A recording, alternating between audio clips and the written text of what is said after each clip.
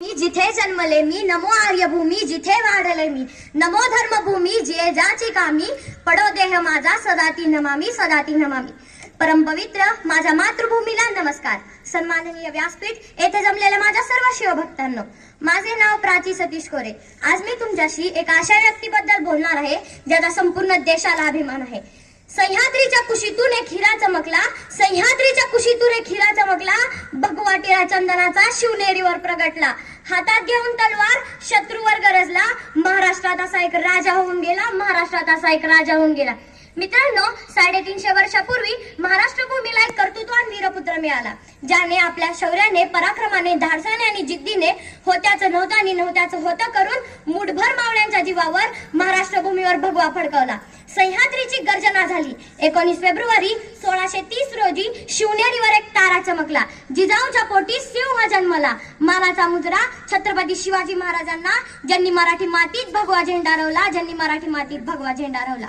शिवरायांच्या पूर्वी अनेक राजे येऊन गेले, शिवरायांच्या नंतरही अनेक राजे उद्या झाले, परंतु सर्वात थोर राजा म्हणून जे ओळखले जातात ते छत्रपती शिवाजी महाराज. याचे कारण आहे की त्यांची स्वराज्याबद्दल असणारे प्रेम, निष्ठा, पराक्रम आणि निशलंक चारित्र्य. शेतकऱ्यांच्या भाजीच्या देठालाही हात लागता कामा नये.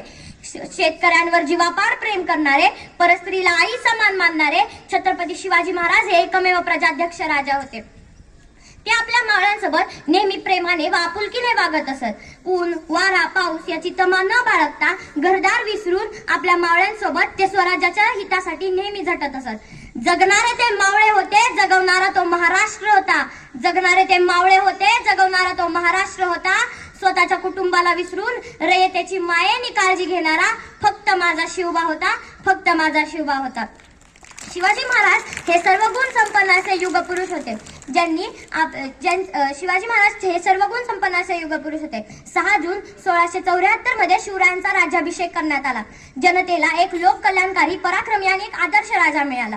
राज्याभिषेकाच्या वेळी अष्टप्रधानांची नेमणूक पूर्ण झाली.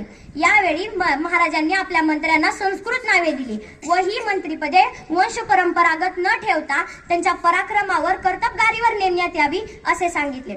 जिजाऊंचे स्वप्न पूर्ण करण्यासाठी त्यांनी व शिवाजी महाराजांनी वयाच्या 15व्या वर्षी आपल्या मावळ्यांसोबत स्वराज्य स्थापनेची प्रतिज्ञा केली.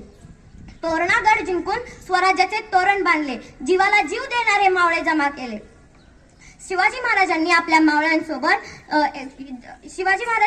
मावळ्यांसोबत बलाढ्य शत्रूंना लढा देत गुलामी नाकारत स्वराज्य उभा केले होते. भारतातील समुद्री बळ वाढवण्याची युक्ती फक्त शिवरायांकडे होती. त्यामुळे त्यांनी कोकण किनाऱ्यावर सिंधुदुर्ग सारखे सागरी दुर्ग बांधून आमारीची स्थापना केली. त्यामुळे ईस्ट इंडिया कंपनी भारतात घुसू पाहताना सर्व युरोपियांवर मात करून पुढील 100 वर्ष मराठा साम्राज्याच्या प्रगतीमुळे ब्रिटिशांना प्रगती करता आली नाही. याचे कारण आहे ते फक्त शिवरायांनी स्थापित केलेली आमारी. भारतातील पहिली नाविक युद्ध हे मराठ्यांनीच लढले होते. हेच कारण सुद्धा शिवाजी महाराजांचंच आहे. हवा वेगाने नव्हती, हवेपेक्षा त्याचा वेग जास्त होता. हवा वेगाने नव्हती, हवेपेक्षा त्याचा वेग जास्त होता. अन्यायाविरुद्ध लढण्याचा इरादा एक होता. असा जिजाऊंचा शिवबा लाखात एक नव्हे तर जगात एक होता.